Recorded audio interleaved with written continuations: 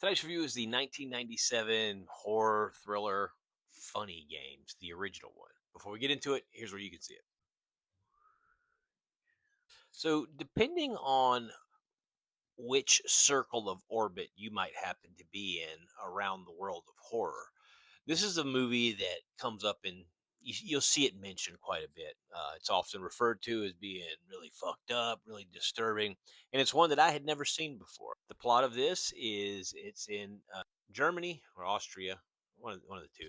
You have this rich couple and their young son go into their lake house. These two kids show up, like very rich, douchey types.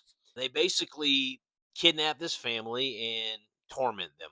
Again, this is 1997, so you've seen that story multiple times since then. But this was, to my understanding, one of the earlier ones that did this, and I think this movie was actually ripped off or borrowed heavily from a Spanish film that from the 70s. I have to tell you, after watching this, not super impressed by it. It was not fucked up or hardcore or incredibly brutal at all compared to others like this I had seen. So I have to keep in mind that this was an earlier version of ones that I've seen after this.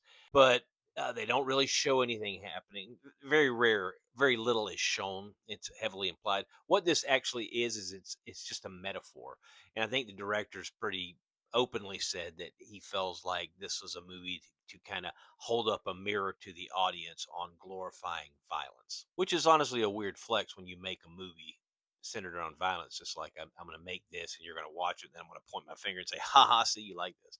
There's a lot of fourth wall breaking with one of the kidnappers, where he's like looking in the camera. There's a part where he actually uses a remote control and rewinds reality. So in some ways, it was kind of unique and interesting, and it wasn't a bad film, but it was. I think I was maybe the hype way exceeded what the reality of this movie was. It is interesting that this actually happened before Columbine, and apparently these two little shitbirds are kind of compared to Harrison Klebold from Columbine fame.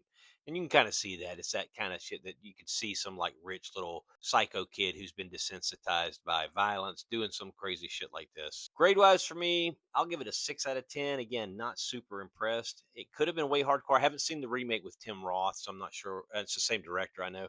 But yeah, so that's all my thoughts about Funny Games. If you've seen it, let me know what you think about it.